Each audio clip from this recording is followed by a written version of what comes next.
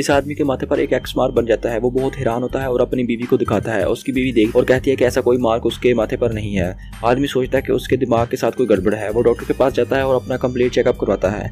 Doctor complete checkup करने के बाद कहता है कि तुम्हारे ब्रेन के साथ कोई ऐसा मसला नहीं है। वो आदमी डॉक्टर के करीब होता है और कहता है कि देखे मेरे माथे पर ये निशान कैसा है। तो डॉक्टर कहता है कि ऐसा कोई निशान आपके माथे पर नहीं है, आप रात को जल्दी सो जाया करें। हॉस्पिटल से निकलने के बाद जब वो सीढ़ी में चढ़ रहा होता है तो उसे एक अपने जैसा ही शख्स मिलता है जिसके माथे पर वही सेम निशान होता है। दोनों एक दूसरे को देखते हैं और अपने हाथ हिलाते हैं। फिर दोनों डिनर पर जाते हैं, जहाँ पर बैठकर वो आदमी दूसरे से पूछता है कि यार ये मार्क कैसा है। तो वो आदमी बताता है कि मुझे किसी ने बताया था कि जिसके भी माथे पर ऐसा निशान आता है वो चंद ही दिनों के अंदर मर जाता है। ये बात सुनने के बाद वो बहुत ही हैरान हुआ और वहाँ से उठकर चला गया।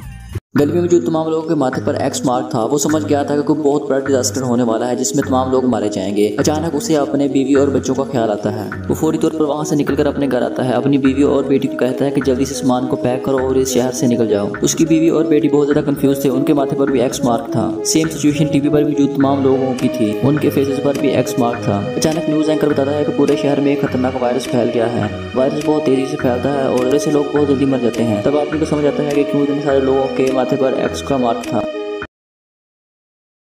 यह आदमी अपने दोस्त के घर पर था और फ्रीजर से कुछ उठाने के लिए वहां पर जाता है तो वहां पर उसके दोस्त का एक मैसेज पड़ा हुआ होता है जिसमें उसने लिखा होता है कि क्लैप करने से तुम घर की लाइट्स को कंट्रोल कर सकते हो, मगर रात को सोने से पहले इन लाइट्स को बंद कर लेना। आदमी क्लैप करता है तो लाइट्स ऑन हो जाती हैं। वो काफी हैरान होता है। उसके बाद वो दूसरे फ्लोर पर चला जाता है और टीवी देखता है, लेकिन वो अपने दोस्त की वार्निंग को भूल जाता है और लाइट्स को ऑन नहीं करता।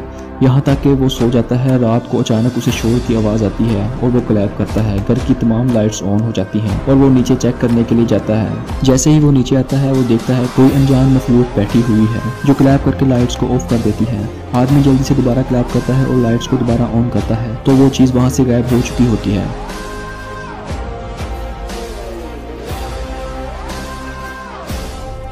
तो आखिर वो क्या चीज़ थी?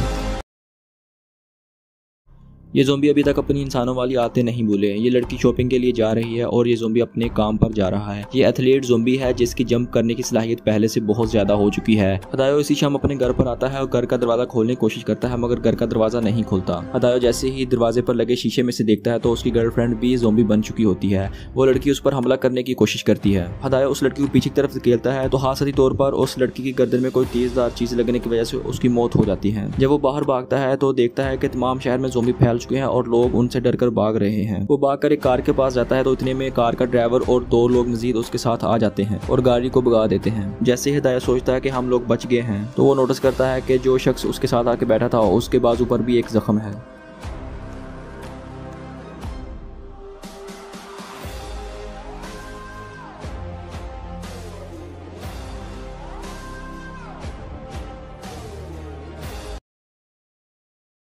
ये ड्रैगन दिखने में क्यूट ही नहीं बल्कि एक अच्छा एक्टर भी है। ड्रैगन हंटर ने उसे शूट किया मगर वो मिस हो गया, लेकिन ड्रैगन ने मरने की एक्टिंग की और नदी में गिर गया। वहाँ पर खड़े लोग खुश हो गए कि शैतानी ड्रैगन मारा गया है। उन्होंने हंटर को बहुत सारा सोना दिया। ड्रैगन नदी में स्विम करता हुआ दूसरी तरफ से बाहर निकल गया। हकीकत में ड्रैगन और हंटर दोनों पार्टनर थे। ड्रैगन लोगों की फसलों को जलाकर उन्हें खौफजदा करता था तो हंटर आ जाता था और कहता था कि वो ड्रैगन को मार सकता है। फिर दोनों मिलकर लोगों के सामने ड्रामा करते थे। इस तरीके से उन्होंने बहुत सारा माल इकट्ठा कर लिया था। एक दिन दोनों अपना वही ड्रामा कर रहे थे। जब ड्रैगन गिरा तो वहाँ पर पानी बहुत कम था और ड्रैगन की पूरी बॉडी कवर नहीं हुई। लोगों ने कहा कि चलो इसका गोश्त खाते हैं। जैसे ही लोग उसके पास गए ड्रैगन को रियलाइज हुआ कि ये लोग उसे मारने आ रहे हैं तो ड्रैगन वहां से भाग गया। तो लोगों को भी रियलाइज होगा कि ये हंटर और ड्रैगन का एक ड्रामा था तो लोगों ने हंटर को घेर लिया। पर अचानक ड्रैगन वहां पर आ गया और हंटर को अपने साथ ले।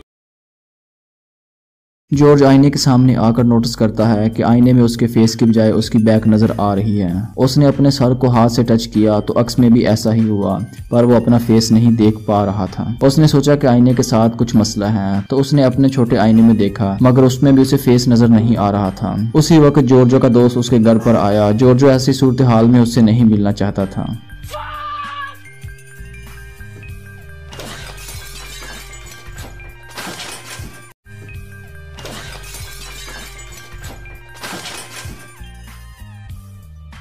जब उसको होश आई तो उसने देखा आईने के साथ कुछ अजीब सा है। जॉर्ज ने आईने को उखाड़ कर उसमें देखने की कोशिश की तो पता चला कि जहाँ पर बहुत गहरा समुद्र है और उस समुद्र में एक आदमी डूब रहा है। जॉर्जो खौफजदा हुआ और उसने आईने को जमीन पर फेंक दिया। उसने सोचा आदमी खतरे में है तो जॉर्जो ने उस आदमी को रेस्क्यू करने का फैसला किया। उसने अपना डाइविंग सूट पहना और समुद्र में चला गया। कुछ देर बाद उसने उस आदमी को जिंदा निकाल लिया। जब दोनों ने एक दूसरे को देखा तो दोनों बहुत हैरान थे क्योंकि वो दोनों सेम ही।